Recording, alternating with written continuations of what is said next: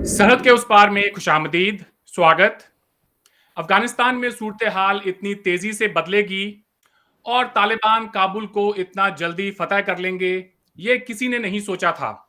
अशरफ गनी साहब और अफगान फौज ने जिस तरह से सरेंडर किया है, उसने बहुत सारे सवाल खड़े कर दिए हैं। इसके साथ अफगानिस्तान का मुस्तकबिल क्या होगा, वहां किस तरह की हुकूमत बनेगी, उसमें किसका कितना हिस्सा होगा, इन तमाम सवालों का जवाब देने के लिए हमें आज प्रोग्राम में ज्वाइन किया है पाकिस्तान से former civil servant, senior column निगार और पॉलिटिकल एनालिस्ट औरया मकबूल जान साहब ने।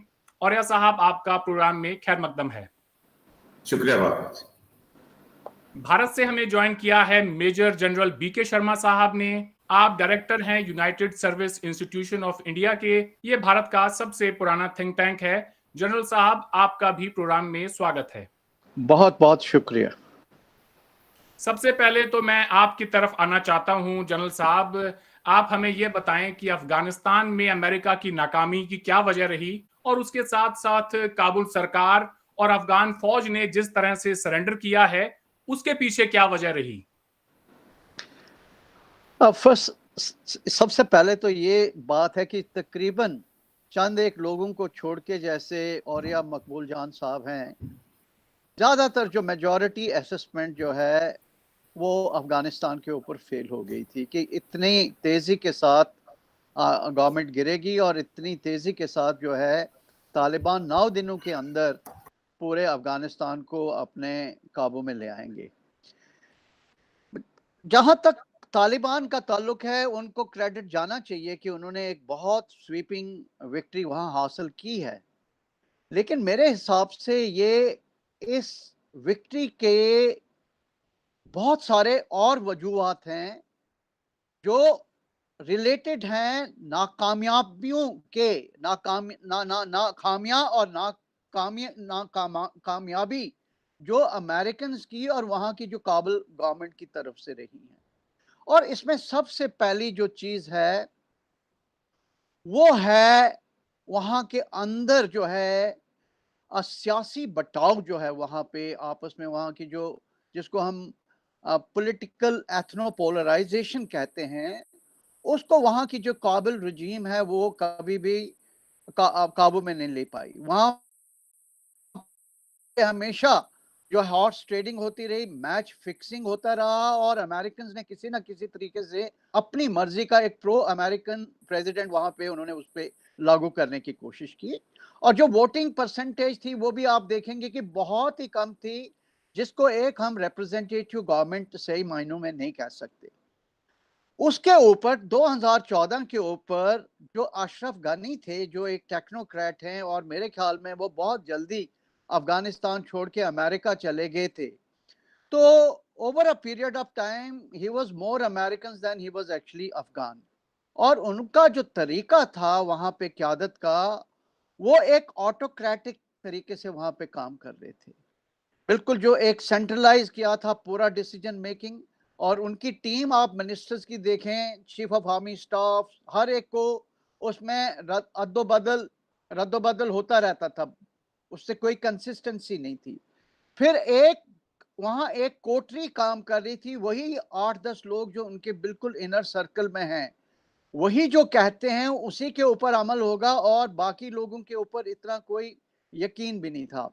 मैं 2019 में जब अफगानिस्तान काबुल में गया, वहाँ 4-5 दिन का हमारा वेबिनार था, तो वो बोल रहे थे मुझे, वहाँ के जो former chief of army staff है, कि पूरा जो ऑपरेशंस रूम है मिलिट्री ऑपरेशंस का, वो प्रेसिडेंट पैलेस के अंदर है, चीफ ऑफ आर्मी स्टाफ की कोई उसमें से नहीं है और पूरे ऑपरेशंस जो है वहाँ से पे कंट्रोल होते हैं, जिसकी वजह से जो फील्ड कमांडर्स हैं ग्राउंड के ऊपर और जो सीनियर अधिकारी हैं जो मिलिट्री के अंदर, उनके पास कोई भी पावर्स नहीं थी।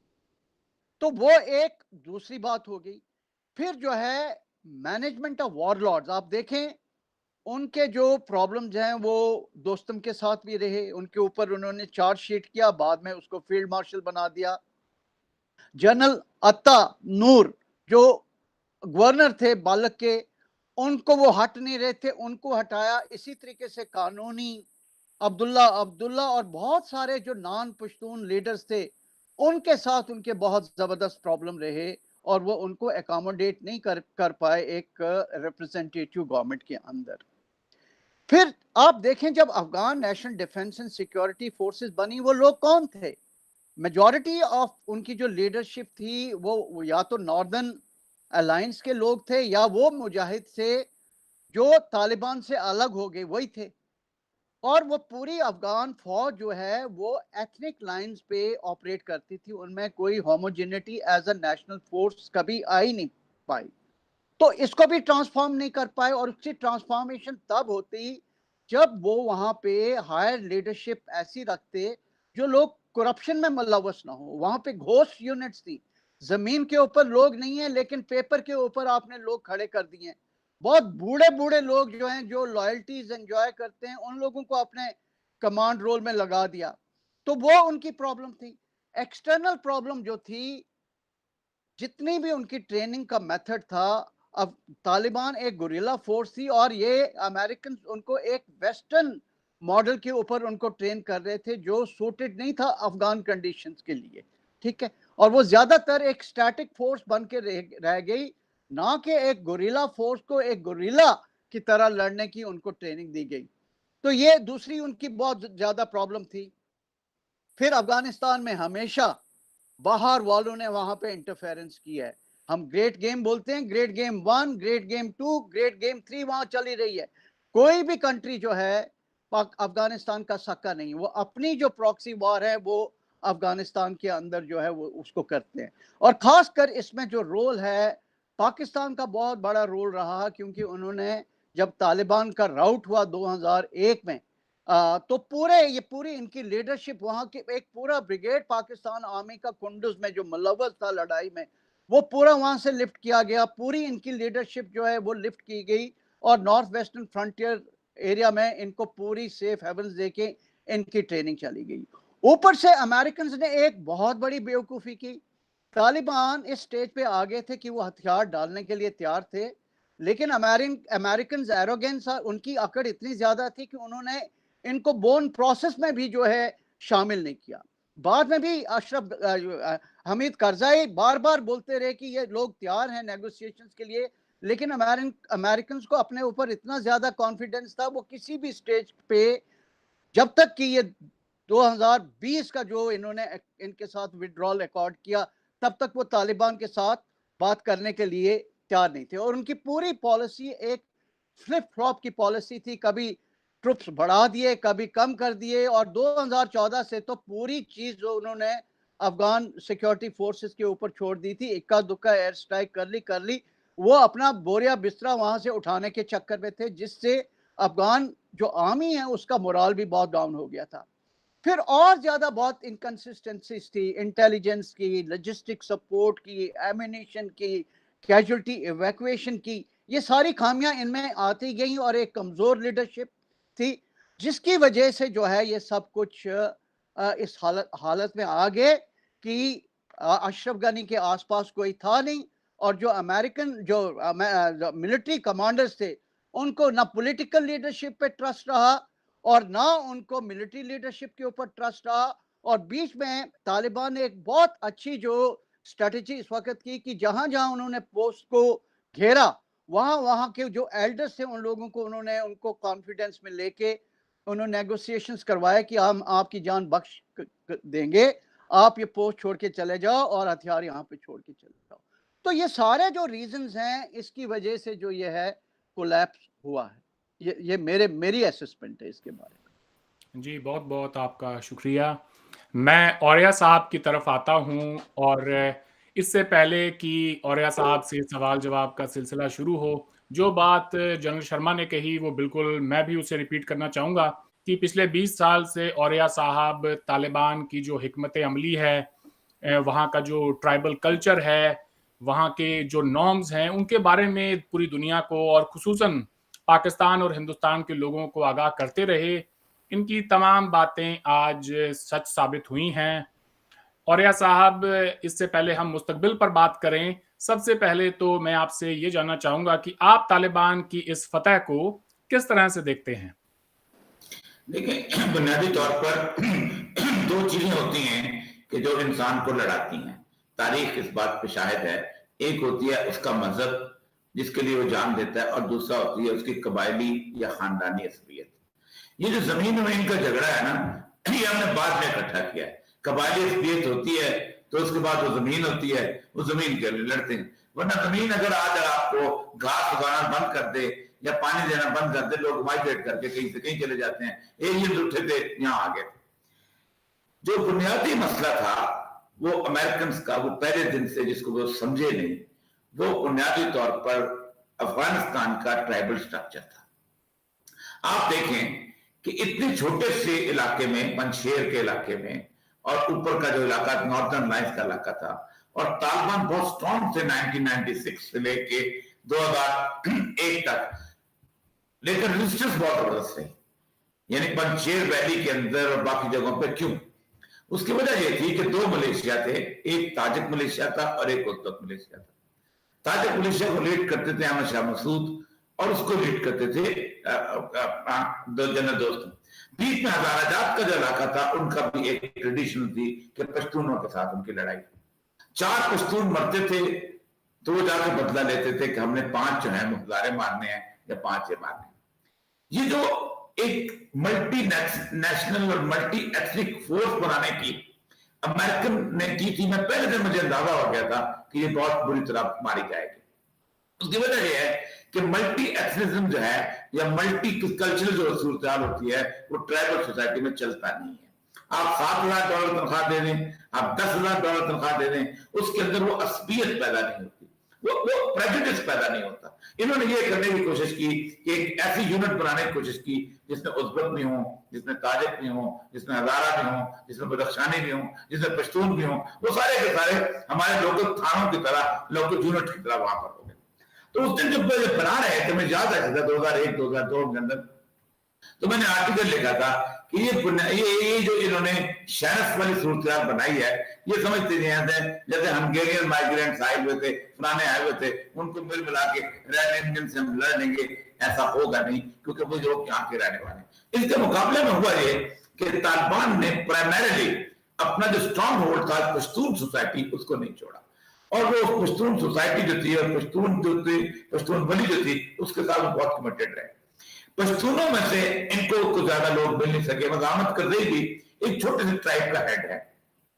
اس کے ساتھ ساتھ باقی لوگ بھی اس پورے 60% ایریا کے ساتھ نہیں تھے. ایک تو پہلے دن سے مجھے اس بات کا اندازہ ہو گیا تھا. اور ایک اور بات یاد رکھیں، جب قبائلی عصبیت مذہب کے ساتھ مل جاتی ہے تو اس سے زیادہ لیتھل کوئی چیز نہیں ہوتی. آپ سوچیں کہ جس وقت ہزاروں کی جنگ ہو رہی تھی امان اللہ کو تمہارے عبدالرحمان کے بارے میں، تو وہ یہ رہا تھا کہ دونوں ہزارے لڑ رہے تھے اور اس سے لڑ رہے تھے پشتونوں کے ساتھ.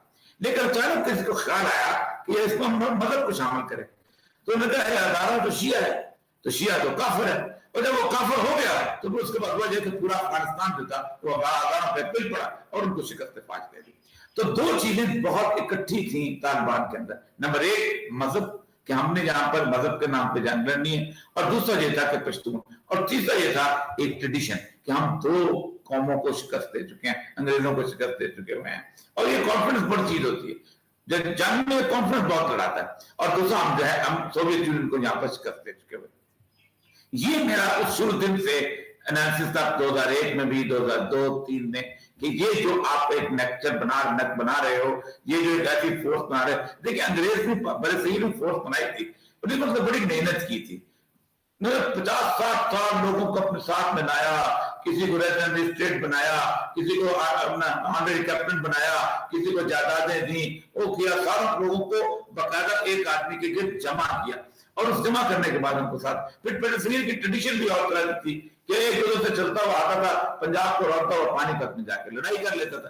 تو یہ جو آرٹیفیشل قسم کی ایک فوج تھی، اس نے ایسے ہی جانا تھا.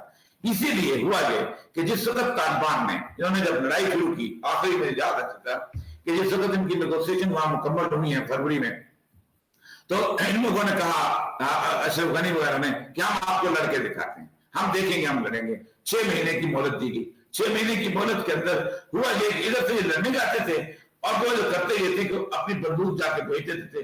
وہ کہتے تھے میں جہاں لڑنے آیا ہوں اس جگہ پہ اسپرنگ بل تک میں، گھر میرا ہے बल्क में। मैं आराम से तालिबान के पास रहता हूँ, मैं जब घर जाना चाहूंगा चला हुआ डिफेक्शन शुरू हो गई, 23-24 रोज की डिफेक्शन शुरू हुई और ये बहुत बड़ी तादाद थी। इसने एक मोराल डाउन करना शुरू किया।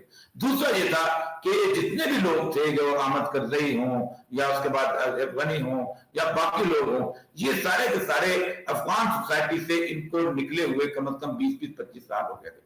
इनको कुछ पता नहीं था कि क्या सूरत हाल। इन्होंने जब लोगों को इकट्ठा किया तो सरमाया की बुनियाद पे इकट्ठा किया। सरमाया एक छोटा सा भी हो ना तो उसके बाद करप्शन आगे बढ़ती है। 50% तक असला जो है वो जाकर वो बेच जाते थे और साइड इफेक्ट करते थे। इतनी ज्यादा चीजें हैं और ये अमेरिकन एनालिसिस नहीं करेंगे, इसको मुझे पता है नहीं करेंगे। वो आज ये समझते हैं कि हम जो है हमें करजई ने बर्बाद किया। बुनियादी तौर पर भूखे पेट भी बंदा लड़ लेता है अगर उसके अंदर दो प्रेजुडिसेस मौजूद हो, एक मजहब का प्रेजुडिस मौजूद हो, एक बरादरी का, तासुब का, खानदान का, कबीले का तासुब। ये दोनों नहीं थे। जमीन पर कोई नहीं लड़ा कभी भी। ये हमने बना रखा हुआ है नेचर स्टेट का बाउंड्रीज लगा के। इस जमीन के साथ ना कोई बीमारी दे रहा है, ना तो बेरोजगारी में रहा है, ना किसी। अभी देखा ना, उन्होंने एक कार्यक्रम आपको देंगे, वीजा देंगे, पूरे का पूरा जो इलाका है वो उठा के वो एयरपोर्ट पे बैठा हुआ है। आज लाहौर शहर में कह रहे हैं अमेरिकन कि हम 20,000 वीजा देंगे, लाहौर का एयरपोर्ट बढ़ जाएगा, दिल्ली का एयरपोर्ट बढ़ जाएगा, एयरपोर्ट बढ़ जाएगा। तो इसका मतलब है कि जमीन से कोई मसला नहीं है। असल होता यह है कि बंदा खानदान के सामने बेइज्जत नहीं होना चाहता, या फिर बंदा अल्लाह के सामने या अपने किसी जीसस के सामने या भगवान के सामने शर्मिंदा रहना चाहता। तो ये दो तसव्वुर खत्म थे, हारना तो मुकद्दर था। और या साहब, बड़ा आपने इसके ऊपर बात की है, सोशल मीडिया के ऊपर भी आपके कॉलम्स जो हैं वो शेयर किए जा रहे हैं। ये वो बातें हैं जो कि हिंदुस्तान के लोगों को भी समझने की ज़रूरत है। मैं आपसे आगे जानना चाहता हूँ, हम आगे क्या होगा, आप हमें ये बताएं कि अफगानिस्तान में तालिबान की अब हिकमत अमली क्या होगी, और उसके साथ साथ हमें ये भी बताएं कि अफगानिस्तान में नई हुकूमत बनाने के लिए पाकिस्तान का क्या किरदार होगा। देखिए, अफगानिस्तान में अब एक्टर्स बहुत ज्यादा हो गए। पहले इतने एक्टर्स नहीं थे और एक्टर्स उस वक्त हुए हैं कि चाइना का जो सी पैक उसके अंदर आ गया और फिर रशियन इंटरेस्ट उसके अंदर शामिल हो गए। आप देखिए, कभी किसी ने सोचा था कि अशरफ गनी का जहाज जो है वो उज्बेकिस्तान के, ताजिकिस्तान के एयरपोर्ट पे उतरने न दिया जाए और उस बेचारे को वहां जाके दुबई में या मस्कत में जाके पना लेनी पड़ती। ये इंटरेस्ट, इकोनॉमिक इंटरेस्ट बहुत ज्यादा हो गए और ये पूरे के पूरे लोग जो हैं समझते हैं, ये देश भी ये समझता है कि हमने एक जमाने के अंदर अपनी फोर्सेस को अंदर दाखिल करके हमने एक ऐसे लोगों के ऊपर ट्रस्ट किया कि जो बुनियादी तौर पर ना ट्राइबल थे ना रिलीजियस थे, बल्कि ऐसे लोग थे कि जो वहां पर इंटेलेक्चुअल किस्म के थे, वो कम्युनिस्ट थे, मसलन हुकूमत की है, पश्चिम पार्टी है, खलक पार्टी है, वो उनका उलट हो गया। पठान सोसाइटी जो है ना, ये बड़ी अजीबोगरीब सोसाइटी है। पठान किसी को ताना देता है तो कहता है तसंग पख्ताना जी मनसा की, तुम कैसा पठान है कि नमाज नहीं पढ़ता। वो ये नहीं कहता कि तुम कैसा मुसलमान है कि नमाज नहीं पढ़ता। तो उन्होंने वो अंदाजा उनको हो गया कि हमने गलत किया है। अब वो उस जो बेसिक फॉल्ट लाइन है ना किसी माचरे की, उस पर वो चलते हैं। उन्होंने तालिबान को भी सपोर्ट किया, साथ साथ उन्होंने उसके साथ साथ बाकी लोगों को भी। इस तरह ईरान के लिए भी मसला यही है कि ईरान भी एंटी अमेरिकन एक बेस बनता आहिस्ता शुरू हो गया और उसको भी इंटरेस्ट बहुत ज्यादा है। उसके बाद भी बहुत सारी चीजें हैं जो उसने बेचनी है। अफगानिस्तान के पास तो बहुत कुछ है। Afghanistan Saudi Arabia of lithium है। अफगानिस्तान जो उसकी मादनियात बहुत ज्यादा है। अफगानिस्तान के अंदर कॉपर माइन बहुत ज्यादा है, उसके ऊपर भी लोगों की नजर। फिर सबसे बड़ी बात यह है कि रशिया ने 1343 में जो ख्वाब देखा था पीटर द ग्रेट ने कि तुम वार्म वाटर्स में जाओगे या तुम जाओगे कॉन्स्टेंटिनोपल में जाओगे या तुम इधर जाओगे, वो ख्वाब उनका पूरा होता चला रहा है बगैर एक कतरा खून बहाए। वो यहाँ आना चाहते हैं। तालिबान की हिकमत अमली के बारे में हमें बताएं। आप तालिबान की जो लीडरशिप है उसके टच में हैं और पाकिस्तान में इस वक्त तालिबान की जो, अगर कोई समझता है उन्हें इतनी गहराई से, तो वो आप हैं। आपका क्या ख्याल है कि तालिबान क्या अब एक इंक्लूसिव गवर्नमेंट की तरफ जाएंगे जिस तरह से वो कह रहे हैं, तो और उसकी शक्ल क्या होगी, और पाकिस्तान में पूरे प्रोसेस में क्या उनका रोल होगा?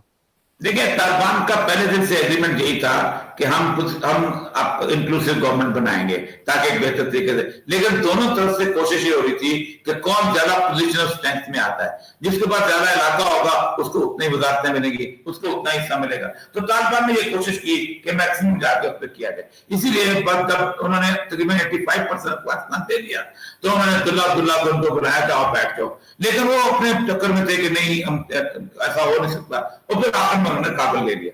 अब तो कल की जो मेरी रिपोर्ट, आज सुबह की रिपोर्ट ये है कि पंजशेर वैली में अहमद वली मसूद जो था उसने इनको सरेंडर कर दिया था, लेकिन आज सुबह लड़ाई फिर शुरू हो गई हुई और वो बड़ी शदीद किस्म की लड़ाई सुबह से चल रही है।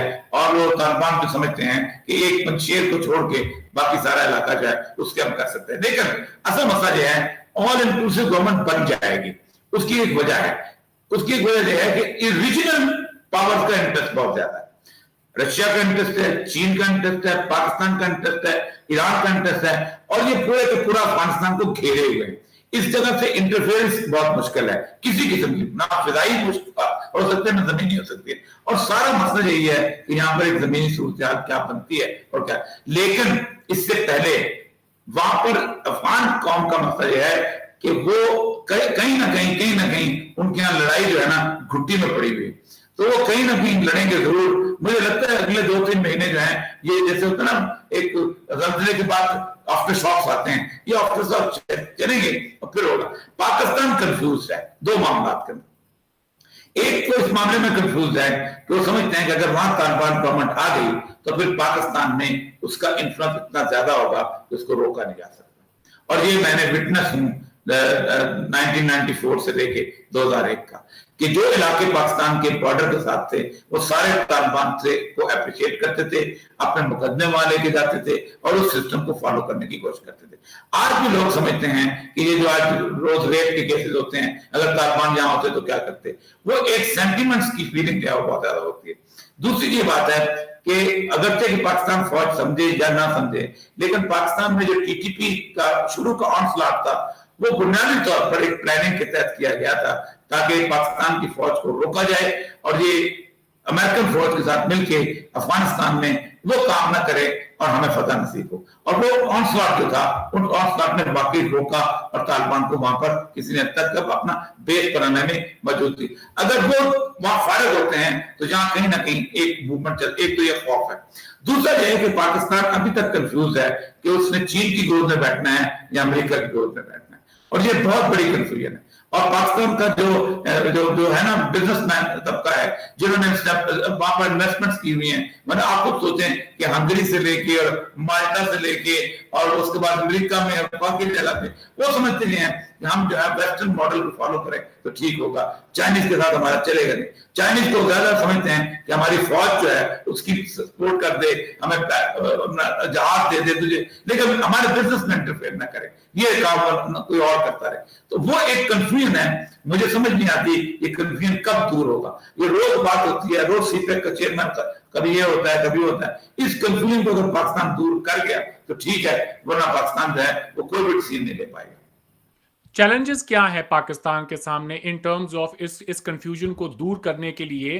अफगानिस्तान में जो ट्रांजिशनल गवर्नमेंट बनेगी या जिस तरह से वहां पे अब नई हुकूमत आएगी, उस पूरे प्रोसेस को पाकिस्तान कैसे फैसिलिटेट कर सकता है और उनके सामने चैलेंजेस क्या हैं उस प्रोसेस को फैसिलिटेट करने के लिए? देखिए, मेरी कल तालिबान की लीडरशिप से बात हो गई थी, तो कहते देखिए अब ऐन वक्त में इन्होंने उन लोगों को बुलाया है जो हिस्सा चाहते थे, ये जो अब इस पाकिस्तान में आए हुए हैं लोग। अब अगर आपने मिलना ही था तो खामोशी से आप मिल लेते, लहरा मिल लेते, आप उसको जाहिर ना करते, लेकिन टीवी पे इंटरव्यू आ रहे हैं, मुलाकातें हो रही हैं, वजीर आज़म ने बोला। अब उनकी वहां सेज है वो बहुत थोड़ी सी है, लेकिन होता यह है कि वो पूरे जो अफगानिस्तान के अंदर पाकिस्तान को डिफेंड नहीं कर पाते, उन लोगों को डिफेंड नहीं कर पाते कि जो कहते हैं कि जनाब 2001, 2, 3 में पाकिस्तान से 57,000 सॉर्टीज हुई थी और अमेरिकन जहाज जहां से उड़ के आए थे, पाकिस्तान के अड्डे यहाँ से इस्तेमाल हुए थे, पाकिस्तान ने हमारे 600 लोग जहां पकड़ के ग्वादालमा बे में दिए। ये सारी चीजें वो समझते हैं, वो कहते हैं कि हम एक सॉफ्ट कॉर्नर बिल्ड नहीं कर सकते। ये पाकिस्तान के अंदर असल मसला यही है कि पाकिस्तान के अंदर एक अजीब-ओ-गरीब किस्म की खराबी है, اور وہ خرابی میں ان کو کئی طرح سمجھایا ہے کہ پاکستان ہر جگہ کو ایٹ ہوم فیل کرتا ہے. وہ سمجھتا یہ ہے کہ اگر افغانستان کے اندر ہمیں 2 قدم جمانے کو مل گئے تو افغانستان شاید ہمارا صوبہ ہے, یا کوئی اور جگہ ہم چلے گئے تو ہمارا صوبہ. یہ جو ایٹیچیوڈ ہے ہم اپنی مرضی ڈکٹیٹ کریں, یہ بڑی غلط بات ہے. یہ جس دن یہ چھوڑ دیں گے اس دن کی دوستی بھی ٹھیک ہو جائے گی, باقی معاملات بھی ٹھیک ہو جائیں گے, اور وہ آپ کے ساتھ بھی ہوں. جی, آپ کا بھی بہت بہت شکریہ اوریہ صاحب, بہت ہی ڈیٹیل میں آپ نے موجودہ صورتحال کو بتایا. میں جنرل شرما کی طرف جانا چاہوں گا. جنرل صاحب, آپ افغانستان میں جو بھی حکومت وہاں بنے گی اور طالبان کے سامنے آنے والے وقت میں کس طرح کے مسئلے مسائل چنوتیاں درپیش ہیں, آپ کیا سمجھتے ہیں, کتنا آسان یا کتنا مشکل ہوگا ان کے لیے وہاں پر حکومت کرنا؟ میں اپنا جو جواب ہوں دوں گا, لیکن میں ریکویسٹ کروں گا کیونکہ اوریہ صاحب بہت نزدیکی طور سے اس پورے مسئلے کو سمجھتے ہیں. سب سے پہلے میں یہ کہتا ہوں کہ پورا بلیم جو ہے امریکہ کے اوپر ڈالنا, کیا یہ صحیح ہوگا؟ کیونکہ نہ تو ریلیجن کوئی نیا ہے افغانستان کے لیے, نہ ایتھنیسٹیز وہاں پہ ہیں. آپ افغانستان کی ہسٹری دیکھیں, امان اللہ خان اور کنگ ظاہر شاہ کے زمانے سے وہ لوگ تو آپس میں بھی لڑتے رہے, ریلیجن تو وہی تھا, ایتھنیسٹیز بھی وہی تھی. کتنے سارے کوز وہاں پہ ہوئے, کتنے سارے کاؤنٹر کوز ہوئے, کتنے ساری اسیسینیشنز ہوئیں. امریکہ تو وہاں پہ اسی سوسائٹی میں 80s میں آیا, اور وہ بھی تب وہ کولڈ وار کے وقت انہوں نے گریٹ گیم کرنی تھی, ادروائز ان کو تو افغانستان میں کوئی انٹرسٹ نہیں تھا. اب کیا ایشورنس ہے ہمارے پاس کہ ایک بار طالبان پاور میں آ جاتے ہیں تو یہ جو فالٹ لائنز ہیں افغانستان کے اندر, جبکہ ان کی پوری جو ڈرائیونگ فورس ہے وہ ہے Pashtun nationalism and religion mix, تو وہ کس طریقے سے یہ پوری چیز کو, اگر وہ پاسٹ میں نہیں کر پائے, 2001 تک نہیں کر پائے, 1996 تک, اب کیا ہمارے پاس گارنٹی کہ وہ ایک ایسا نیا ماڈل لے کے آئیں گے افغانستان کے اندر تاکہ افغانستان میں جو تاریخ ہے وہ ہسٹری وہ ریپیٹ نہ ہو. میں ان کے کومنٹ اس کے اوپر چاہوں گا. جہاں تک دوسرا جو چیلنجز وہاں کے ہیں, میرے حساب سے ایک فائٹنگ فورس ہونا ایک بات ہے, اور ایک کنٹری کو رول کرنا ایک دوسری بات ہے. یہی طالبان جو اس وقت فائٹ کر رہے ہیں پچھلے 20 سال سے, ان کو رولنگ اگر افغانستان کو کرنا ہے تو ایک بہت بڑی ٹرانسفارمیشن بدلاؤ کی ضرورت ہے. کیونکہ جو ان کی جو پاسٹ ہسٹری ہے 1994 سے لے کے 2001 تک, وہ نہ تو ان کے لوگوں کو کانفیڈنس دیتی ہے, نہ انٹرنیشنل کمیونٹی کو کانفیڈنس دیتی ہے کہ یہ وہ زیادتیاں جنہوں نے اپنے لوگوں کے اوپر کی وہ یہ دوبارہ سے نہیں کریں گے. اور اس کے کچھ آثار ملنے شروع ہو گئے. کچھ ہزاراز کا قتل ہوا ہرات کے اندر, 9 ہزاراز کا قتل ہوا. اس کے بعد کچھ جلس و جلوس بھی نکلے, کابل میں نکلے, جلال آباد میں نکلے. انہوں نے امیوزمنٹ پارک جو ہے اس کو جلایا. اس کے بعد کچھ لوگوں کو بولا آپ دفتر میں نہیں جائیں گے. ہاؤس ٹو ہاؤس سرچز چل رہی ہیں وہاں پہ, اور جو لوگ امریکنز یا ویسٹرنز کے ساتھ وہ لوگ ملوث تھے ان کو ویڈ آؤٹ کر رہا ہے. تو یہ ساری چیز ہے, اسی کی وجہ سے اتنے سارے لوگ آپ دیکھیں کابل ایئرپورٹ کی طرف ان کا ایک ہجوم جو ہے, تھاؤزنڈز اینڈ تھاؤزنڈز آف لوگ وہ جا رہے ہیں بیکاز ایک کانفیڈنس یہ انسپائر نہیں کر پا رہے. دوسرا جو ایشو ہے یہاں پہ ہے وہ ہے سیکیورٹی کو لے کے. اگر یہ لوگ جس طریقے سے ابھی تک لڑ رہے تھے اگر ویسے ہی لڑتے رہے تو پھر نیشن بلڈنگ کیسے ہوگی, یہ بتائیں مجھے. اور اس میں سب سے بڑی پرابلم ہے اب جو نیشنل ریزسٹنس فورس جو ابھر کے آئی ہے پنشیر ویلی, حالانکہ وہ بہت چھوٹی سی جگہ ہے اور یہ ناردرن الائنس کی طرح وہ طاقتور کبھی بھی نہیں ہو سکتے کیونکہ جیو پولیٹیکل ریالٹیز اس چیز کی اجازت نہیں دیتی, لیکن کسی نہ کسی طریقے سے وہ ایک اریٹنٹ ان کے ساتھ رہے گا, پنشیر ویلی اور وہ جہاں پہ وہ بنا ہے. ساتھ میں اب آپ دیکھیں ریسنٹلی جو ہے داعش نے Islamic state of Khorasan province کی کچھ پلاننگ چل رہی ہے کہ وہ کابل ایئرپورٹ کے سامنے جا کے کچھ اس قسم کے سینسیشنل بلاسٹ کریں. اسی طریقے سے ان کے اور سارے جو لوگ ہیں وہ اتنے سارے گروپ ہیں, مجھے پتا ہے کہ جتنے بھی یوریشین سینٹرک گروپ تھے یہ سارے گروپ ابھی ہو سکتا ہے ان کو طالبان کے ساتھ ایک ٹیکٹیکل الائنس ہو, لیکن اسٹریٹجیکلی ان کا جو موٹیو ہے وہ سینٹرل ایشیا چائنا کی طرف ہے, اور ان کا آپس میں اتنی کوئی زیادہ بونہمی بھی نہیں ہے. क्या वो अपना एक माइंड बना के अपने तरीके से नया एक जिहाद शुरू करेंगे, और तालिबान के अंदर एक इसके जो 20-22 ग्रुप है इनमें इनफाइटिंग होगी, इसके ऊपर कोई क्लैरिटी नहीं। अभी तक कोई भी तालिबान ने ना तो वो जो उन्होंने एक प्रेस कॉन्फ्रेंस ली उसमें 4-5-6 पॉइंट्स उन्होंने बताए, अभी तक हमें ना इनके विजन का पता है या ना रोड मैप का पता है। ठीक है, इस मॉडर्न स्टेट के अंदर शरिया को इम्पोज करना इज नेक्स्ट टू इम्पॉसिबल। अगर शरिया के ऊपर इस्लामिक स्टेट्स चलती तो आज तक पूरी इस्लामिक वर्ल्ड में खून खराबा क्यों होता? मैं तो सऊदी अरेबिया में भी गया हूं, मैंने ऑलमोस्ट पूरी मुस्लिम कंट्रीज को देखा हुआ है। तो क्यों लोग, अगर शरिया एक इतना अच्छा, और जो कि था रियासत मदीना जो प्रॉफिट के वक्त में उन्होंने एक मिसाल पैदा की थी, लेकिन जो आज की जियोपॉलिटिकल रियलिटीज में इसमें ये सिस्टम को एक कामयाब मॉडल बनाना एक बहुत बड़ा चैलेंज है। किस तरीके से ये नाफिज करेंगे? और जहां तक मेरे सोचने का ताल्लुक है, जो औरिया साहब ने बोला, इसके ऊपर मैं कुछ डायलेट करना चाहता हूं। अभी वो बात कर रहे हैं एक ट्रांजिशनल पॉलिटिकल काउंसिल की, जिसमें करजाई जो है अपने आप को एक सेंट्रल फिगर बनाने की कोशिश कर रहा है। लेकिन लॉन्ग रन अगर इन्होंने एक मॉडल बनाना है जो शरिया बेस्ड मॉडल है, तो मेरे ख्याल में एक ईरान का मॉडल लेके ये चलेंगे, पाकिस्तान का मॉडल लेके नहीं चलेंगे, किसी और कंट्री का। ईरान के मॉडल में क्या है कि पूरा जो इनकी जो जितनी भी शोराज हैं, हो सकता है ये इनको एक गार्डिंग काउंसिल के अंदर पैदा कर दें, और एक पार्लियामेंट्री सिस्टम जो सेकेंडरी रंग पे ऊपर आए, इसमें जो फेडरल स्ट्रक्चर अफगानिस्तान की जो बाकी एथनिसिटीज है उसको ये एक पार्लियामेंट्री सिस्टम में लाएं। सबसे बड़ा मसला है जो Afghan national defence and security forces का, तालिबान कभी भी नहीं चाहेंगे कि एक वो नेशनलाइज आर्मी बने।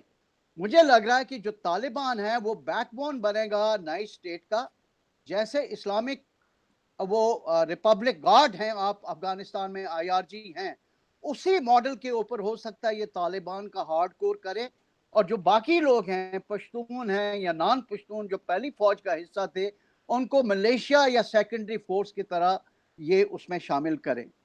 तो इसके ऊपर भी मैं कमेंट चाहूंगा औरिया साहब के, बिकॉज ये चीज समझते हैं। सबसे बड़ी प्रॉब्लम यह है इकोनॉमिक क्राइसिस। अब आप देखें, अमेरिका ने इनके तकरीबन $10 बिलियन के जो रिजर्व्स है, उसके ऊपर उन्होंने बोला हम उनको रिलीज नहीं करेंगे। $400 मिलियन की दूसरी एड आने वाली थी, उसको काबू में डाल दिया। यूरोपियन यूनियन ने स्टेटमेंट दे दिया कि हम इनको, जब तक हमें पता ना लगे कि ये इसका क्या खाका है इनकी गवर्नमेंट का, तब तक हम इनको कोई भी फाइनेंशियल असिस्टेंस नहीं देंगे। अब आप देखें 75% ऑफ अफगान इकोनॉमी जो है वो फॉरेन एड के ऊपर डिपेंडेंट है। जब पहली अशरफ गनी की गवर्नमेंट थी तो इनको तकरीबन इनका पूरा गवर्नमेंट चलाने के लिए जो खर्चा था वो $12.5 बिलियन का था, जिसमें $2.5 बिलियन ये जनरेट करते थे खुद, और $7 to 8 बिलियन इनको फॉरेन एड आती थी। अब जब ये फॉरेन एड नहीं आएगी, चाइना कितना देगा नहीं देगा, उसके ऊपर भी सवालिया निशान उठेंगे। अब इस वक्त आप देखें कि 90% अब जो पॉपुलेशन है अफगानिस्तान की, वो $2 से कम के खर्चे पे महीने के वो रहती है, उनका उससे ज्यादा एक दिन का ज्यादा कमाई नहीं है। और इस वक्त जो 70% पॉपुलेशन है वो भूखमरी का शिकार है। इस वक्त तकरीबन 14 मिलियन पीपल वहां हैं, वो हंगर का शिकार है। जब तक वर्ल्ड फूड प्रोग्राम इनका नहीं चलेगा, वो लोग नहीं आएंगे, बाकी कंट्रीज एड नहीं देंगे, तो कैसे काम चलेगा? देन इनकी आप पॉपुलेशन देखें, इस वक्त तकरीबन 20% पॉपुलेशन अफगानिस्तान की जो है वो मिडिल क्लास है, एस्पिरेशन मिडिल क्लास है, जिसने 20 साल में ये सारी डेमोक्रेटिक सेटअप देखा, इंस्टीट्यूशन बिल्डिंग देखी, एजुकेशन देखी, जॉब ग्रोथ देखी, इंटरनेट वगैरह मोबाइल देखा। वो लोग जो हैं उनकी अपनी एक एस्पिरेशन है। और 75% जो लोग हैं वो 25 ईयर्स के एज के नीचे हैं, उन लोग को जब तक एम्प्लॉयमेंट नहीं मिलेगी, इस वक्त अनएम्प्लॉयमेंट वहां 60%, तो ये किस तरीके से ये पूरी स्टेट चलेगी? तो इसलिए अगर इस तालिबान जो हैं इंटरनेशनल रिकग्निशन चाहते हैं, इंटरनेशनल लेजिटिमेसी चाहते हैं, तो उनको एक ऐसा खाका पैदा करने पड़ेगा जिससे ज्यादा से ज्यादा कंट्रीज उसको रिकग्नाइज करें। अब उस खाके का इनके हार्डकोर आइडियोलॉजिकल कार्डर्स के ऊपर क्या फर्क पड़ता है, फील्ड कमांडर्स के ऊपर क्या फर्क पड़ता है, क्या वो इसको एक्सेप्ट करेंगे नहीं एक्सेप्ट करेंगे, वो हमें देखना है। फिर पॉपी कल्टीवेशन, इस वक्त जो है तकरीबन 1.5 बिलियन डॉलर जो है अफगानिस्तान इनका तालिबान की जो रेवेन्यू है वो आता है, उसमें तकरीबन 400 बिलियन आता है पॉपी से, 400 बिलियन जो मिनरल वेल्थ है जो इसकी इलीगल ट्रेड करते हैं, मिलियन की बात, 400 मिलियन आता है, मिलियन की उससे आता है। अब ये बोल रहे हैं जी हम इसको पॉपी फ्री कर देंगे, लेकिन पूरा इनका रेवेन्यू अभी तक वहां से आ रहा, तो वो एक बहुत बड़ा मसला इनके सामने है। तो मुझे नहीं लगता ये किस तरीके से इन सब मसलों को हल करेंगे। कहना बहुत आसान है लेकिन करना बहुत मुश्किल है। ये मेरी जो है ये चैलेंजेस है इनके सामने। जी औरैया साहब, जनरल शर्मा ने जो बातें कही हैं आप प्लीज रिस्पॉन्ड करें। देखिए, इन सारी बातों के साथ बहुत सारी डिस्कशन हुई हैं और इस वक्त मैं आपको बताऊं कि गुज़श्ता तकरीबन 2 महीने से तालिबान लीडरशिप जो है सिर्फ एक मामले के अंदर गौर कर रही है और वो है उनकी इकोनॉमिक क्राइसिस, कि कैसे वो इस इकोनॉमिक क्राइसिस से निकलेंगे। उनके यहाँ एक 20 सालों के अंदर एक ऐसी क्लास जो है, मिडिल क्लास जो है वो पैदा कर दी गई है जो शहरों के अंदर है और जिसका एक लाइफस्टाइल है, उस लाइफस्टाइल में जिंदा रहती है। जब वो 96 में आए थे तो वो एक क्लास वहां मौजूद नहीं थी। ये ज्यादा काबिल शहर के अंदर मौजूद थी या किसी हद तक जलालाबाद मजार शरीफ के अंदर, वो भी बहुत थोड़ी थी, इसलिए उनको मैनेज करना बहुत आसान हो गया था। स्टेपल डाइट पे अपनी जिंदगी गुजारा करते थे और ये चीज थी। इस वक्त उनके तमाम मफरूद जो हैं वो नेबरिंग कंट्रीज के साथ वहां पर गुफ्तगू में नेगोशिएशन में लगे हुए हैं। मसला सारा ये है कि इस इंटरनेशनल सैंक्शंस के दौरान उनकी जो मादनियात हैं या बाकी चीजें जो हैं वो कैसे जो है वो आगे भेजी जा सकती हैं। मतलब उनका जो हेलमंड से लेके ऊपर तक का पूरा इलाका है ये पाकिस्तान के साथ है। पिछले कल 2-3 दिन से उनके लोग भी यहाँ ताजिरों से गुफ्तगू कर रहे थे वो कैसे उसको लिया जा सकता है। ईरान जो है वो उनको कैसे अकोमोडेट कर सकता है या बाकी मुल्क जो है। तो वो एक तो इनफॉर्मल इकोनॉमी उनकी इतनी ज्यादा है, इतनी जबरदस्त है कि वो इनफॉर्मल इकोनॉमी में सर्वाइव तो वो कर जाएंगे। लेकिन असल मसला ये है कि वो जो लोग हैं जो कि फौज के साथ थे, बाकी लोग थे, उनका मामला यह है कि 9 महीने से उनको तनख्वाहें नहीं मिली और वो भी एक खास किस्म की एक फीलिंग है करजई के साथ, अशरफ गनी के साथ भी और अमेरिकन के साथ भी, तभी वो डिफेक्शन बहुत ज्यादा वहां पर हो रही है। तो महाजरों का जहां तक तल्लक है वो कहीं निकल नहीं पा रहे, ना पाकिस्तान ले रहा है ना ईरान ले रहा है। ये क्राइसिस उनके यहाँ इकोनॉमिक जरूर है और ये वो चलेगा। लेकिन एक बात बताऊं आपको कि वहां पर एक फीलिंग जो है वो बड़ी अजीबोगरीब सी है और इसी वजह से अफगान जो है वो 40 साल से लड़ रहे हैं। साहब ने कहा कि शरीयत जो है इम्प्लीमेंटेशन होगी या नहीं होगी, हो या ना हो, वो इस बात को बहुत ज्यादा इमोशनल लेवल पे, मैंने आपको एक मुहावरा उनका बोला था कि वो इस बात का ताना देते हैं कि तुम जैसा पठान है का नमाज नहीं पढ़ता। वो उस शरीयत को समझते हैं कि बेशक उसके अंदर हमें फाका करना पड़े, हमें जिंदगी के अंदर घर बार जाना पड़े, हमें आखिरत के मामले के अंदर उसको लेके आना, और वो उनकी मेजॉरिटी ऐसा सोचती है। तो इस इमोशनलिज्म की बुनियाद पे वो कई साल गुजारते चले आए हैं और आगे भी शायद उसको गुजारते चले जाएं। और यही इमोशनलिज्म है कि जो उनको वहां पर खड़ा करता है और उनकी एथनिसिटी को भी, उनकी रिलीजियस फीलिंग को भी वो आगे लेके आता है और उसी को वो लड़ते हैं। उन्होंने उसको कैश भी किया है बहुत ज्यादा। दूसरी चीज जो है वो आजकल उनके यहाँ जो सबसे इंपॉर्टेंट चीज है कि क्या वो आइन बनाएंगे कि नहीं। कल तक तो सूरत ये को समझते हैं कि हम एक आइन बना लेंगे ताकि हम दुनिया को सेटिस्फाई कर लें, और उस आइन का ढांचा तकरीबन ईरान की तरह का एक राबरी काउंसिल हो जाएगी। उन्होंने बना भी लिया, मतलब मुल्ला अहमदुल्लाह के साथ 3 और लोगों को मशीर बन के एक राबरी काउंसिल बना लिया और नीचे ये लोग होंगे। उसके साथ आगे क्या होता है, इन लोगों को कैसे अकोमोडेट करते हैं। अब ईरान का उन्होंने कॉन्फिडेंस बिल्डिंग के लिए ईरान का जो सबसे बड़ा दुश्मन था जैश अल वाले, उसके उन्होंने चीफ को मार दिया है और वो उन्होंने एक किस्म का वहां पर उनके साथ ताल्लुकात बना लिए। ये जो दो मैंने कहा ना, ये आफ्टर शॉक का जो पीरियड है ये बड़ा जबरदस्त है और इसी के अंदर देखना होगा तो कैसे अपने आप को स्टेबलाइज करते हैं और किस तरह लेके जाते हैं।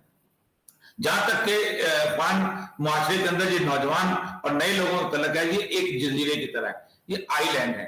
इनको जनरल अफगान पॉपुलेशन हमेशा 2 नजरों से देखती है। एक तो ये है कि ये बहुत अमीर हैं اور دوسرا یہ ہے کہ یہ دونوں بےراہ ہیں اور یہ سوسائٹی ہمارے قابل نہیں ہے, یہ لوگ ٹھیک نہیں ہیں, یہ لوگ نہ شریعت پہ عمل کرتے ہیں, نہ یہ مسلمان ہیں نہ یہ پٹھان ہیں, یہ کیسے لوگ آگے ہیں اور کیا کہا ہمارے ہاں انہوں نے پرومیسکیوٹی شروع کر دی.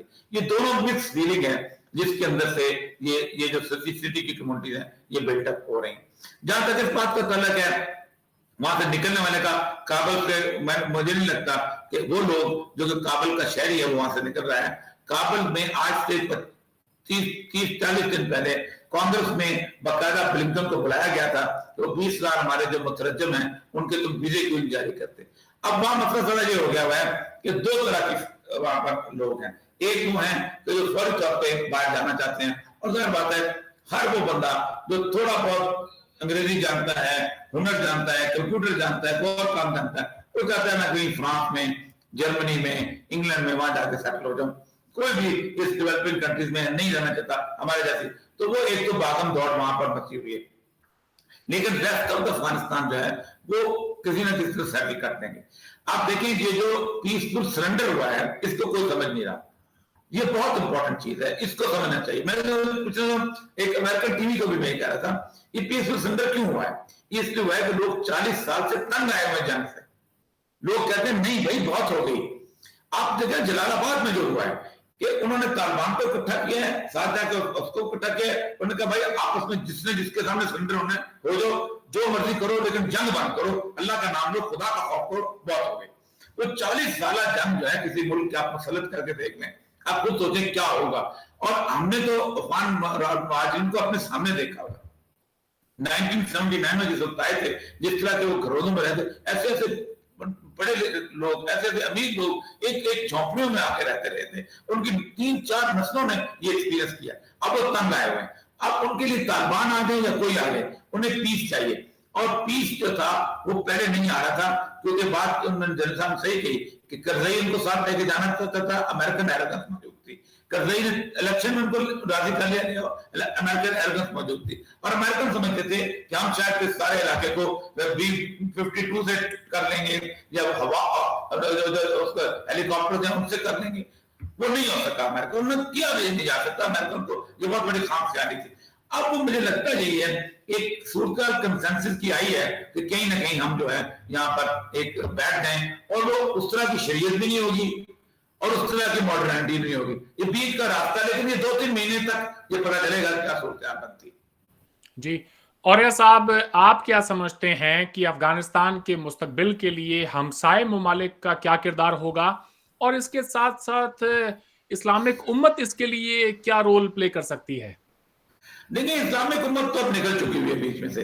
اسلامک امت اس دن نکل گئی تھی جس دن طیب آغا اور مکرم بن عبدالعزیز کی لڑائی ہوئی تھی. جو اس وقت مکرم بن عبدالعزیز نے اس کو ریاض کے ہوٹل میں کہا کہ تم ایسا کرو کہ تم اسامہ بن لادن سے جا کے لڑو. تو طالبان نے کہا کہ ہم آلریڈی امریکہ سے لڑ رہے ہیں, ہم القاعدہ سے لڑنا شروع ہو جائیں گے تو ہم تو مارے جائیں گے. تو اتنی لڑائی ہوئی کہ وہ بعد میں وہ چھوڑ کے چلے گئے اپنا ہوٹل. اور احمد شجاع پاشا جو ISI کے چیف تھا, ایک دن بھاگ کے وہاں گیا, اس نے کہ تم نے کیا کر دیا. اب اس دن سے سعودی عربیہ جو ہے وہ افغانستان کے کاغذوں سے خارج ہے, طالبان کے کاغذوں سے خارج ہے. طالبان اٹھ کے قطر چلے گئے, قطر میں جا کے وہاں بیٹھ گئے. اسلامک امہ کا تعلق یہ ہے کہ اسلامک امہ ڈیوائیڈڈ ہے. اسلامک امہ میں کچھ ملک ایسے ہیں کہ جو ایران کے ساتھ ہیں اور کچھ ملک ایسے ہیں جو امریکہ, وایا امریکہ, اسرائیل اور سعودی عربیہ ان کے ساتھ ہیں. اسلامک امہ جو ہے وہ کسی طور پر بھی اس میں انٹرفیئرنس نہیں کرنا چاہتی, نہ کر سکتی ہے, نہ کیپیبل ہے, نہ یہ مانتے ہیں. اس لیے کہ ان کو اب وہ اس طرح کی سپورٹ حاصل نہیں رہی جیسے وہ کبھی ایک زمانے میں 96 میں سعودی عرب اور UAE پاکستان کی حاصل ہوتی تھی. رہ گیا پاکستان. تو پاکستان کا معاملہ جو ہے میں نے آپ کو بتایا ہے کہ پاکستان کی ساری پالیسیاں انڈیا سینٹرک. بھارت کی دوستی ہے افغانستان کے ساتھ, ہماری دشمنی ہے. بھارت کی دوستی نہیں ہے تو ہماری دوستی ہے. تو انڈیا سینٹرک پالیسیز کی بنیاد پر میں کئی دفعہ کہا ہے. 2000 میں جب اسٹاف کالج میں تھا تو اس وقت 2011 میں امریکن نے یہ کہا تھا کہ نکلو. تو میں نے انہیں کہا تھا کہ آپ افغانستان اور پاکستان دونوں جو ہیں یہ بیسیکلی ایک بہت بڑا ایک انڈیا جو ہے اس کو ہسٹورک یہ ہمسائے رہے ہیں. اور یہاں سے وہ چلے آتے تھے, افغان آتے تھے, सेटल होते थे, यहाँ पे ये लोग जाते थे। तो ये दोनों मिलके एक बेहतर अफगानिस्तान क्यों नहीं कर सकते, एक शानदार अफगानिस्तान क्यों नहीं बना सकते? इन दोनों के लिए बेहतर है। लेकिन मतलब ये है कि हमारे जो प्लैनेट्स हैं, हमारे जो हॉक्स हैं, वो नहीं करने देंगे किसी तौर पर भी, और ये नहीं करने देंगे तो ये सूरत हो। ईरान के रोल के बारे में थोड़ा बताएं प्लीज। देखिए, ईरान का मसला वही है जो अमेरिका का मसला है। ईरान अभी अफगानिस्तान को अपना बेसिकली एक गुलाम समझता है, जो कहता है कई हजार साल तक अफगानिस्तान हमारा हिस्सा रहा है, साइरस आज़म से चला आ रहा है। उनके यहाँ उनको खुरासानी कहते हैं जायल हैं, हुज्जत हैं, सब कुछ है। लेकिन फिर भी हालात उसे बदल चुके हुए हैं, दो वहां हैं। लेकिन वहां जो एक शिया स्टेट है ना, वो शिया स्टेट बहुत स्ट्रॉन्ग स्टेट है। और ईरान की सिर्फ 12 प्रॉक्सीज चल रहे हैं पूरी दुनिया के अंदर। उनकी यमन में प्रॉक्सी चल रही है, उनकी बहरैन में प्रॉक्सी चल रही है, उनकी शाम में प्रॉक्सी चल रही है, इराक में प्रॉक्सी चल रही है। वो यहाँ पर प्रॉक्सी चलाना चाहते थे, चलाई भी बड़ा अर्सा, और समझते हैं। लेकिन उनको अंदाजा हो गया है कि 2-3% पॉपुलेशन जो है, या ज्यादा जाती और मिला के करेगी तो कुछ नहीं होता, इसलिए वो पीसफुल रहना चाहते हैं। तो ईरान को उतना बड़ा रोल कम नहीं दे सकते, लेकिन स्टेबिलिटी में बहुत बड़ा किरदार अदा कर सकती है। और जो चाइना और सेंट्रल एशियन स्टेट्स है, थोड़ा सा हल्का सा उनके रोल के बारे में भी बताएं ब्रीफली। देखिए, चाइना और रशिया दोनों मिलके इकोनॉमिकली यहां पर काम कर सकते हैं। चाइना का जहां तक ताल्लुक है, चाइना जो है आपके उसमें पॉलिटिक्स में इंटरफेयर नहीं करता। रशिया किसी तक करता था, अब रशिया भी छोड़ गया हुआ है। वो चाहते हैं कि हमारे माल यहाँ पर बिके, हमारा रास्ता यहाँ पर खुला रहे, लोगों के साथ ठीक हो। वो डील इसी तरह करते हैं कि पैसे ले लें, कुछ कर लें, पीछे हट जाएं, ये हम उनको थोड़ा बहुत इंफ्रास्ट्रक्चर बना दें, इन चीजों के ऊपर डील करते हैं। और मुझे लगता है कि अगर पाकिस्तान जो है और चाइना रशिया के साथ मिलके एक सीपैक को आगे बढ़ाने की कोशिश की तो शायद चल गए। लेकिन एक बात बड़ी इंपॉर्टेंट है, आप रोड सोने की बना दें, आप कारखाने लगा दें, लेकिन वहां अगर लोग सही नहीं है, लोग मुतमईन नहीं है, तो आप कुछ नहीं कर सकते। आपको अफगानों को मुतमईन करना पड़ेगा, आपको बलोचों को मुतमईन करना पड़ेगा, आपको पूरे इलाके को मुतमईन करना पड़ेगा। आप नहीं कर सके, आप बेशक डायमंड की रोड हो, आप सीपैक नहीं चला सकते। जी, बहुत खूब आपने कहा। जनरल शर्मा, आप अफगानिस्तान में जो बदलाव हुआ है उसे किस तरह से देखते हैं? भारत पर उसका क्या असर पड़ेगा, और भारत की अफगानिस्तान पर अब क्या पॉलिसी होगी? सबसे पहले मैं कुछ तबसरा करना चाहूँगा जो औरिया मकबूल जान साहब ने कहा। मैं आपको रिकमेंड करूँगा और आपके व्यूवर्स को, इकोनॉमिस्ट में एक आर्टिकल लिखा है, और वो आर्टिकल लिखा है हिकमत, जो गुलबुद्दीन हिकमतयार हैं, उनके जो ग्रैंड चाइल्ड हैं, वो उनका नाम है अबिदुल्ला बाहिर, जो काबुल यूनिवर्सिटी में, अमेरिकन यूनिवर्सिटी में करते हैं। उसका टाइटल है my family fought alongside the Taliban but I am afraid for my friends. ये एक बहुत अच्छा आर्टिकल है कि किस तरीके से उन्होंने पाकिस्तान में मदरसा में तालीम हासिल की, किस तरीके से ये जो वहाबी सलाफी आइडियोलॉजी है उनके अंदर कूट कूट के भरी, और जब उन्होंने दूसरी वर्ल्ड कम्युनिटी के साथ, लोगों के साथ इंटरेक्ट करना शुरू किया, तो कैसे उनकी सोच में तब्दीली आई कि पूरी दुनिया जो है वो अफगानिस्तान या मुसलमान की दुश्मन नहीं है। ये आर्टिकल बहुत ज़रूरी है पढ़ना। मैं ये सोचता हूँ कि इस वक्त तालिबान की जो आइडियोलॉजी है, जो सलाफी या देवबंदी वहाबी आइडियोलॉजी है, वो उस आइडियोलॉजी के हामी हैं, लेकिन इस आइडियोलॉजी की कंट्राडिक्शंस हैं जितने भी नेबरिंग कंट्रीज हैं उनके साथ। आप देखें तहरीक तालिबान ऑफ पाकिस्तान का क्या रोल है पाकिस्तान के अंदर। अभी भी बलूचिस्तान के अंदर अटैक हुआ, उसमें चाइनीज थे। फिर तहरीक लबैक की क्या आइडियोलॉजी है और वो क्या कर रहे हैं लाहौर के अंदर, औरिया साहब उसको जानते हैं, और उनका क्या रोल रहा है। सो पाकिस्तान के साथ भी कंट्राडिक्शन रहेंगे, आइडियोलॉजिकल कंट्राडिक्शन तालिबान की। ईरान के साथ बहुत ज़बरदस्त कंट्राडिक्शंस रहने वाली हैं, क्योंकि वो सुन्नी क्रिसेंट को अपने चारों तरफ नहीं आने देना चाहते हैं।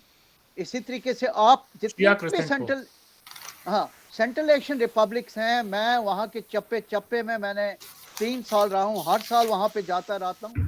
वो पूरे लोग नक्शबंदी सूफी इस्लाम, हमदानी सूफी इस्लाम, यसवी सूफी इस्लाम के हामी हैं। ये आइडियोलॉजी उन्होंने सऊदी अरेबिया जो लेके आना चाहता था उसको रिजेक्ट किए, उनके साथ कंट्रडिक्शंस है। आप रशियंस के साथ देखें, उन्होंने डेगिस्तान और चेचनिया में क्या किया था और क्या करा उन लोगों ने, वो भी तो इस्लाम के, तो वहां भी कंट्रडिक्शन, और चाइनीज के साथ तो बहुत ज्यादा कंट्रडिक्शन है। मर्केंटलिस्ट एक ट्रांजैक्शनल रिलेशनशिप रहता है, लेकिन एक पीपल टू पीपल कांटेक्ट नहीं रह सकता। उन्होंने जो विगुर्स के साथ किया है, मैं उस इलाके को बहुत अच्छे तरीके से जानता हूँ, जो 2 मिलियन लोग उन्होंने जेल में डाले हुए हैं। तो क्या आज आके एक जो थियोक्रेटिक स्टेट है, जो इतनी ज्यादा विश्वास रखती है एक आइडियोलॉजी के ऊपर, इन स्टेट्स के साथ क्या वो को एग्जिस्ट कर पाएगी? अगर वो को एग्जिस्ट करती तो उनको कंप्रोमाइज करना पड़ेगा, और अगर वो कंप्रोमाइज करेगी कि उनकी जो कोर आइडियोलॉजी है उसमें दरारें पड़नी आनी शुरू हो जाएंगी। एक फैक्टर है। जहां तक भारत का ताल्लुक है, हमारी जो पॉलिसी है वो अफगानिस्तान के ऊपर क्लियर था कि जो भी वहाँ का पीस प्रोसेस है वो Afghan owned, Afghan led and Afghan controlled होना चाहिए। लेकिन वो पॉलिसी तो फेल हो गई, वो नहीं चली। ज़मीनी हालात जो है बिल्कुल दूसरे हैं।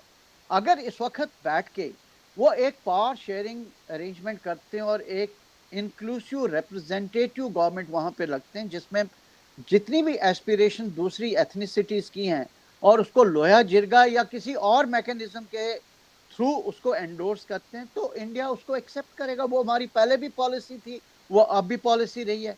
पहले भी हमने $3 बिलियन वहाँ की रिकंस्ट्रक्शन के लिए गए, वो पैसा कहाँ गया? वहाँ जो कमला डैम है या पार्लियामेंट हाउस है या क्रिकेट स्टेडियम, तो उसका इस्तेमाल तो इंडियन थोड़ी कर रहे हैं, वो अफगानिस्तान के लोग कर रहे हैं। तो हमारी भी वही पॉलिसी रहेगी। इंडिया की इस वक्त जो पॉलिसी है वो वेट एंड वॉच है कि किस तरीके से ये जो नई गवर्नमेंट है, पावर शेयरिंग अरेंजमेंट है, उसका क्या रवैया रहता है, किस तरीके से वो शेप लेती है। क्या वो इंडियंस को ये गारंटी देती है कि जो वहाँ लश्कर तैयबा और जैश मोहम्मद जैसे ग्रुप हैं, वो उनको वहाँ स्पेस नहीं देंगे क्रॉस बॉर्डर टेररिज्म के, और वो इंडिया की पार्टिसिपेशन वहाँ एक कंस्ट्रक्टिव रोल में करेंगे। तो इंडिया को क्या वजह है कि वो उसको रिकग्नाइज ना करे? जब तक जो बेसिक कंडीशंस हैं, और जो भी अगर तालिबान वहाँ रियासत मदीना बनाना चाहते हैं और वहाँ एक अच्छी स्टेट बनाना चाहते हैं, तो इंडिया को, अगर हमारे सऊदी अरेबिया के साथ इतने अच्छे रिलेशंस हैं, तो हमें क्या प्रॉब्लम है? तालिबान अगर वो सुधर जाते हैं और वो पहले जो जिस तरीके से उनका भेड़ियों की तरह रवैया था वो नहीं करते, तो इंडिया उसके ऊपर नजरसानी करेगा, और उसी हिसाब से वहाँ की जो सोशो पॉलिटिकल सिचुएशन, इसको देखते हुए और इंटरनेशनल कम्युनिटी क्या करती है, एक पॉजिटिव रोल अदा करेगा। जी, बहुत बहुत शुक्रिया। उसके साथ साथ हमारी जो एक मुल्क में जिस तरह की एक एनवायरनमेंट बनाया गया है, उसको भी थोड़ा चेंज करने की ज़रूरत होगी। मीडिया का एक बहुत बड़ा किरदार है उसमें, जिसके अंदर तब्दीली लाने की ज़रूरत है। थोड़ा सा ज़मीनी हकायक को देखते हुए बहुत ज़रूरी है कि हम अपनी पॉलिसी में भी उसका रिफ्लेक्शन हो। औरैया साहब, आपके कंक्लूडिंग रिमार्क्स प्लीज़। लेकिन बहुत अच्छी बातें की उन्होंने। मसला सारा ये है कि जब तक हम एक कन्फॉर्मिस्ट कल्चर से बाहर निकल आएंगे ना, हम ठीक हो जाएंगे। हम समझते हैं कि फला बंदा हमारी तरह क्यों नहीं रहता, हमारी तरह कपड़े क्यों नहीं पहनता, हमारी तरह निजाम क्यों नहीं बनाता। वो बिल्कुल ठीक बात की, उनको उनके हिसाब से चलने दें। एक बहुत चेंज है। देखिए, ये कभी भी एश्योरेंस जो है ये तालिबान ने नहीं दी थी, ना वहां पर अफगान जो वहां ग्रुप से दी थी कि हम अपनी जमीन किसी और के लिए इस्तेमाल नहीं होने देंगे, और ये बहुत बड़ी एश्योरेंस है। आप सोचें कि जो जमीन जो है वो 1979 में 1979 में इसीलिए की गई थी कि पूरी दुनिया में जहाज फैलाएंगे, और पूरी दुनिया से जहाज वहां इकट्ठे किए गए थे। लीबिया से आए थे, मिस्र से आए थे, सऊदी अरब से आए थे, और एक बहुत बड़ा वहां पर कोर बनाया गया था। जब अलकायदा था, दूसरे तीसरे थे। उस जमीन में आने वाला ये कहता है कि हम इस जमीन को इस्तेमाल नहीं होने देंगे, तो मेरा ख्याल है कि उनको टेस्ट करना चाहिए। अगर वो इस्तेमाल नहीं होने देते, अगर वो समझते हैं कि उसकी बाउंड्री से कोई बंदा जो है वो किसी और इलाके की तरफ नहीं नजरें उठा के देखेगा, तो मैं उनकी इज्जत करनी चाहिए और उनको फैसिलिटेट करना चाहिए कि अपनी बाउंड्रीज में वो जिस तरह का भी निजाम चाहे वो उसको नाफिज कर सके। जी, जनरल साहब, आप भी अपने कंक्लूडिंग रिमार्क्स दें प्लीज। मैं औरिया मकबूल जान साहब के हवाले से और उनके जरिए मैं ये मैसेज एक देना चाहता हूँ कि मेरे ख्याल में जितनी भी जो आइडियोलॉग्स हैं तालिबान के, उनकी दिमाग में ये बात डालनी चाहिए कि जो इस वक्त जियोपॉलिटिकल रियलिटीज़ हैं एक मॉडर्न वर्ल्ड की, बहुत बहुत डिफरेंट हैं, बहुत मुख्तलिफ हैं, और जो भी वो निज़ाम वहाँ पे पैदा करें वो एक प्रैक्टिकल निज़ाम होना चाहिए जिसमें वो वहाँ के लोगों का भला करें और बाकी इंटरनेशनल कम्युनिटी के साथ अपने रिलेशन अच्छे बना के रहें। ये नहीं कि आंख पे पट्टी बांध के वो उसको जो पुराना 7th और 8th सेंचुरी का जो मॉडल था उसको इम्पोज नहीं कर सकते। आपको सरवाइव करना पड़ेगा एक इंटरडिपेंडेंट ग्लोबलाइज्ड वर्ल्ड के अंदर। दूसरी चीज मैं ये कहना चाहता हूं कि एक खुददार वहां पे हुकूमत बनाए जो एक स्ट्रॉन्ग अफगान नेशनलिज्म के ऊपर बिलीव करे और अफगानिस्तान का जो सरजमीन है उसको किसी प्रॉक्सी वॉर के लिए इस्तेमाल ना होने दें।